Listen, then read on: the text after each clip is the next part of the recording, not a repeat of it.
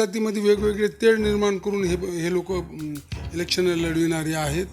हे असले तरी ते तुमच्यात मन आहे काय महादेवाच्या पिंडीवर इंचू तशातला प्रकार होणार. महादेवाच्या पिंडीवर इंचू बसणार आहे ते जर यांना तिकीट भेटली तर. आम्हाला मारता येणार नाही. तुला बाजूला काढण्याचं काम करणार. तर बाजूला काढता वेळेस जर इंचू असतेच ना, डंक मारणारच ना. बंडाची भूमिका असणार काय की मी फिरतोय, मला जे इकडच्या पट्ट्यातले लोक सांगतात तिकडचेही लोक सांगतात की तिघही नको आहेत, तिघापेक्षा दुसरं माणूस कोणतरी समोर आणा असं मला सरळ सरळ लोक सांगत आहेत. परंतु ते आपल्या हातात नाही, वरच्यांच्या हातात आहे. नमस्कार, मी उमेश चक्कर आणि आपण पाहतात प्रवाह न्यूज नेटवर्क. प्रवाह नेटवर्क या डिजिटल मीडिया प्लॅटफॉर्ममध्ये आपल्या सर्वांचं मनपूर्वक स्वागत आहे. नुकत्याच लोकसभा संपल्या, त्यानंतर आता काही दिवसावरच विधानसभा निवडणुका येऊन ठेपल्यात. या विधानसभेच्या निवडणुकीच्या पार्श्वभूमीवर आपल्याकडे आज बोलण्यासाठी मुनीर पटेल साहेब आहेत. एकंदरीतच त्यांनी या अगोदरची विधानसभा देखील लढवली. आता काही दिवसावरच विधानसभा निवडणुका येऊन ठेपल्यात. सर, कशा पद्धतीनं येणाऱ्या विधानसभेच्या निवडणुकीच्या पार्श्वभूमीवर आपली रणनीती असणार आहे? या अगोदर आपण विधानसभा लढवली, येणारी जी विधानसभा आहे त्या दृष्टिकोनातून आपली कशा पद्धतीनं पावले असणार आहेत, काय सांगाल? आपल्याला सर्वांना माहीत आहे की इंडिया आघाडी आणि NDA यांनी खासदारकीला आमचे राष्ट्रीय काँग्रेसचे नेते राहुलजी गांधी यांनी जे इंडिया आघाडी केली होती, या इंडिया आघाडीला महाराष्ट्रामध्ये धवधवीत यश मिळालं. आणि हे यश हे जनतेतून मिळालेलं यश आहे, लोकातून मिळालेलं यश आहे. आणि इंडिया आघाडीचे जे घटक जे पक्ष होते त्या पक्षाचे उमेदवार इथं उबाटा गटाचे उमेदवार देण्यात आले होते, आष्टेकर साहेब. त्यांनासुद्धा या हिंगोली लोकसभेमधून सर्व जनतेने निवडून दिले. त्याबद्दल मी सर्व जनतेचं मनापासून आभार व्यक्त करतो.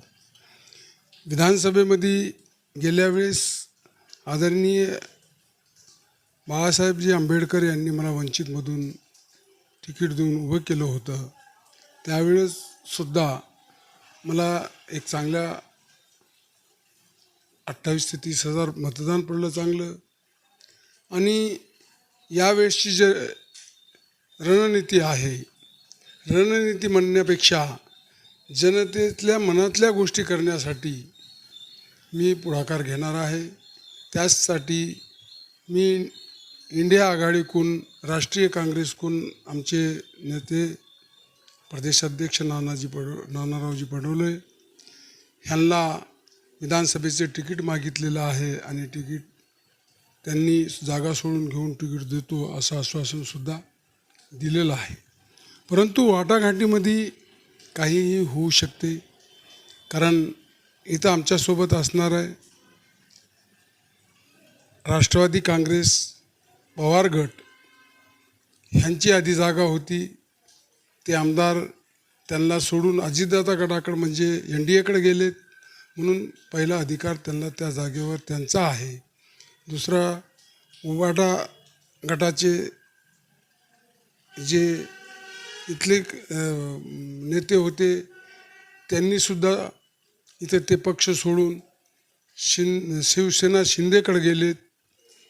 असे अनेक घडामोडी या विधानसभेमध्ये झालेल्या असल्यामुळे आम्हाला अशी आशा आहे की काँग्रेसला वसमत विधानसभा हे काँग्रेसला सुटेल. आणि त्या आशेमुळं आम्ही ह्या तिकिटाची मागणी केलेली आहे. नुकतीच काही दिवसापूर्वी म्हणजे 2 ते 3 दिवसापूर्वी हिंगोलीमध्ये काँग्रेसच्या पदाधिकाऱ्यांची आणि नेत्यांची बैठक पार पडली. त्यामध्ये सुद्धा आपण होतात. काय निर्णय घेण्यात आले? एकंदरीत विधानसभेच्या दृष्टिकोनातून तिन्ही विधानसभा लढवणार असल्याची माहिती सूत्रांकडून मिळते.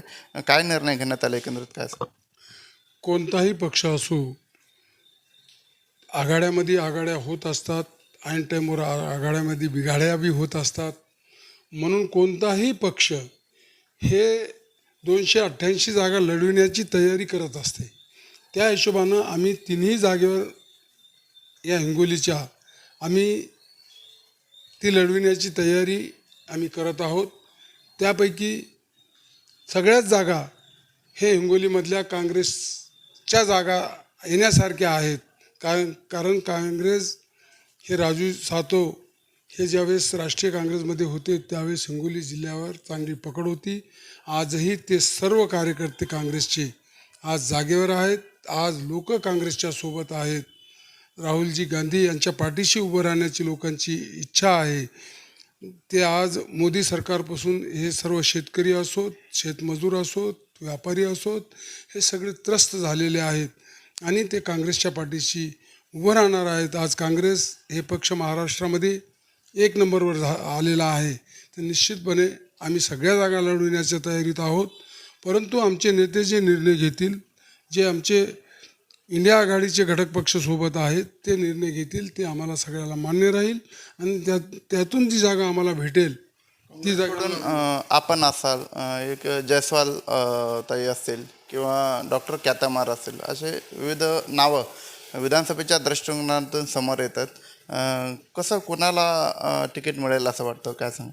ज्यावेळेस कोणताही पक्ष हे चांगल्या कामगिरीवर येतो त्यावेळेस कार्यकर्ते वाढतच असतात, कार्यकर्ते तिकीट मागतच असतात.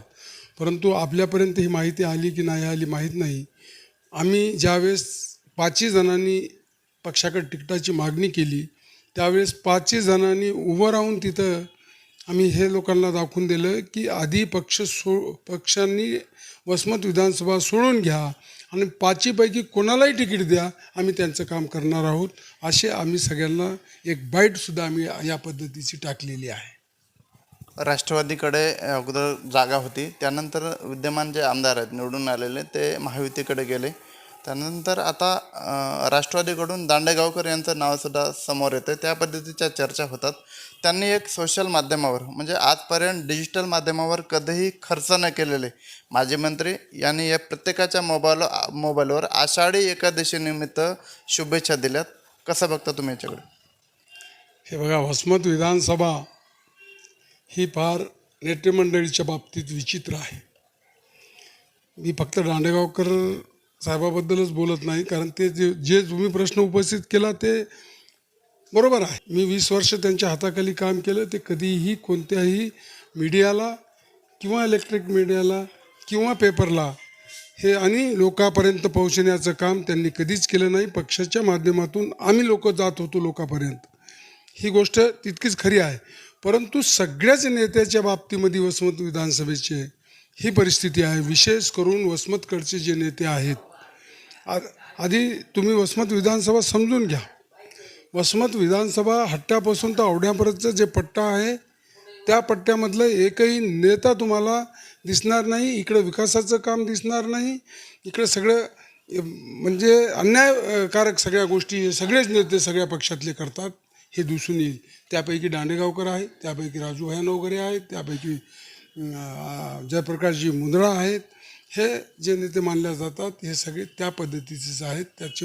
त्याचं सांगायचं असेल तर तुम्ही बघितलं की आमच्या इथल्या ज्या विकासाच्या ज्या 2-3 गोष्टी आहेत त्या गोष्टी आज 40 वर्षापासून म्हणजे मुजाजीराव जाधव आमदार झाले, 90ला त्यांचे कार्यकाळ संपला, तेव्हापासून आजपर्यंत आमच्या नदीवरचे बंधाऱ्याचं नावं घेऊ हे लोक निवडून आलेत. परंतु आजही झाले कुठं झाले?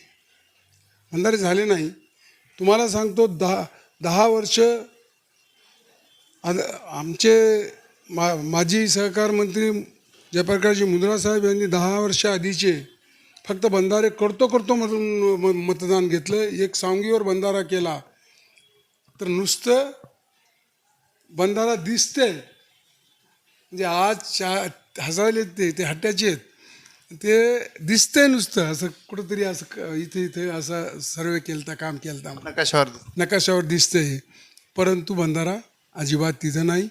त्याच्या बादमध्ये 10 वर्ष दांडेगावकर साहेब आलेत, पाणी कमिटीची मंजुरी आणायलो, टेक्निकल अडचण ही आहे, दिल्लीहून परमिशन आणायलोत, हा शिरड शहापूरकडून एक हे काढायलोत, कॅनल काढायलोत. हे म्हणून त्यांनीही 10 वर्ष घातले. आता राजू भैया नवघरे आलेत, त्यांनी फक्त मान्यता घेतली. मला सांगा, 250 750 कोटीचे बंधारे मंजूर करून घेतलेत. त्या बंधाऱ्यावर फक्त टोकन ग्रँट ही 10 कोटी रुपये पडली फक्त सर्वे करण्यासाठी. मला सांगा, मग आता सर्वे करायला 5 वर्ष जातील, तर हे बंधारे कधी उभं राहतील? हे फक्त एक तिकडचे नेते ह्या बंधाऱ्यावर वोटिंग घेण्यासाठी हे आम्हाला लालचा दाखवितात. त्याच पद्धतीनं 132ची मागणी आमची या विभागातली 132ची मागणी 90पासून आहे. तुमचे वसमतला झाले, कुरुंद्याला झाले, अजून कुठं आताच एक अजून बाबुळगावला होणार आहे म्हणून ऐकायलो. मात्र आमच्या इकडच्या पट्ट्यामध्ये विजेचं इतकं प्रॉब्लेम असताना 132 आमच्याकडे झालेलं नाही. रस्त्याच्या बाबतीत तीच परिस्थिती आहे. आमचा वसमत ते जवळा बाजार, आता पुढं नालेगावावर पूल आणि चिंचोली हे रस्त्याची मागणी आमचं वसमत विधानसभा जोडल्या जाईल आणि वसमतसुद्धा जोडल्या जाईल आणि वाहतुकीला सगळ्याच गोष्टीला चांगलं राहील यासाठी ही मागणी आमची आज नाही, गणेशराव दुधगावकर आमदार होते तेव्हापासून ती मागणी आहे. आता ते टप्प्याटप्प्याने विधानसभा निवडणुका जवळ येत आहेत. आपणही काँग्रेसकडून इच्छुक आहात. राष्ट्रवादीला जागा सुटली आणि दांडेगावकरांना तिकीट मिळालं, तर आपली भूमिका काय असणार? मी आधीच सांगितलं, पक्षाची भूमिका हे प्रत्येक कार्यकर्त्याला मानावी लागत असते.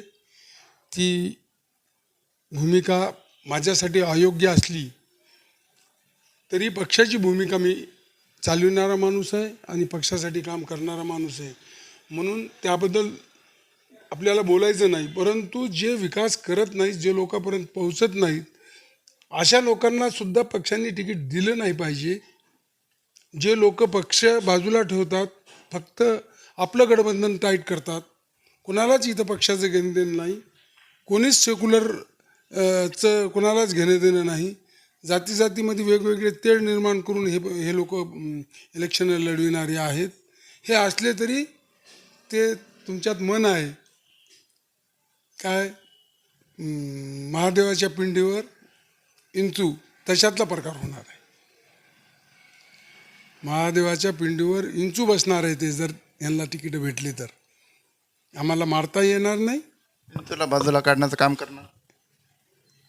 तर बाजूला काढता वेळेस जर इंचूट असतेच ना, डंक मारणारच ना. बंडाची भूमिका असणार काय विधानसभेत आपली?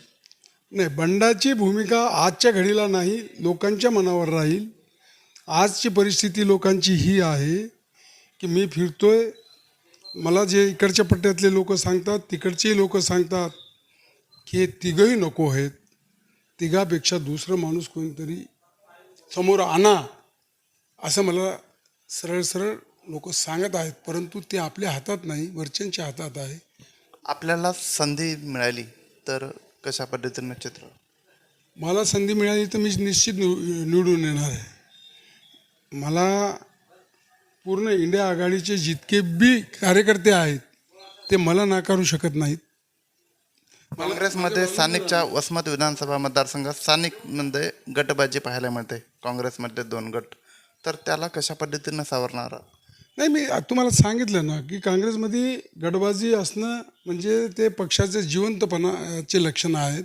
आणि कोणताही पक्ष ज्यावेळेस नंबर 1वर येतो त्याच्यामध्ये गटबाजी, कार्यकर्त्यांची चढाओढ ही असतेच. परंतु त्याच्यातली एकच गोष्ट सांगितलं, आम्ही 5 जणांनी जे तिकीट मागितलं, आम्ही 5 जणांनी तिथं उभं राहून प्रदेश कार्यालयामध्ये उभं राहून हे सांगितलं सगळ्यांना, हे बाईट दिली की आम्ही 5 जणांपैकी कोणालाही तिकीट भेटलं तर आम्ही काम करणार. तिथं गटबाजी संपली, विषय संपला तिथं गटबाजीचा.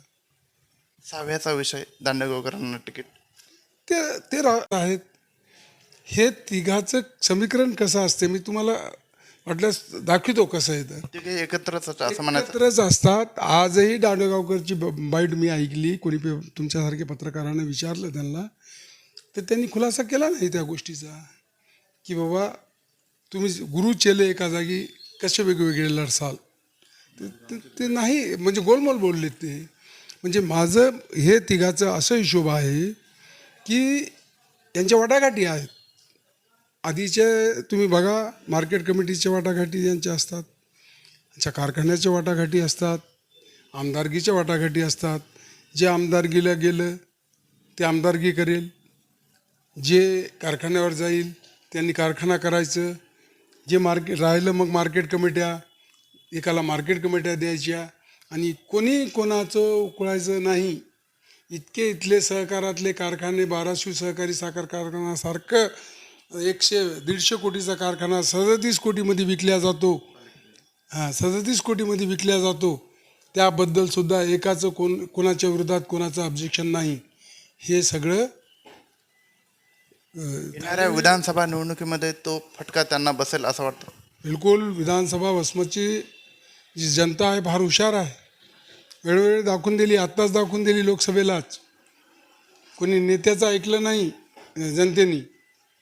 जे योग्य आहे ते केलं. विधानसभेला सुद्धा जर पर्याय भेटलं तर ते बिलकुल यांची जागा यांना दाखवून देतील. हे कितीही आपण तर यांच्यासोबतच आहात असं म्हणताय. आपण तर राष्ट्रवादी शरद पवार गटांना जर तिकीट मी इंडिया आघाडीतर्फे आमचे नेते जे ठरवतील त्यांच्यासोबत मी राहणार आहे. त्याबद्दल दुमत अजिबात नाही. परंतु लोकांची गोष्ट सांगायलो, लोकाला जर पर्याय भेटलं तर या तिघालाही जागा दाखवतील लोक. ते काँग्रेसचे नेते मुनीर पटेल येणाऱ्या विधानसभा निवडणुकीमध्ये तिन्ही विधानसभा आम्ही त्या पद्धतीच्या मागितल्या आणि चर्चाही झाली. विधानसभा येणाऱ्या वसमत विधानसभेमध्ये आम्ही 5 जण आहेत जे की पक्षाकडे आम्ही त्या पद्धतीचे नावं देखील दिलीत. यापैकी कुणालाही तिकीट मिळेल त्याचं आम्ही काम करू. आणि महाविकास आघाडी म्हणून उदाहरणार्थ राष्ट्रवादी शरद पवार गटाचे माजी मंत्री जयप्रकाश दांडेगावकर यांनाही तिकीट मिळालं तर आम्ही त्यांचं काम करू, अशी सुद्धा प्रतिक्रिया त्यांनी यावेळी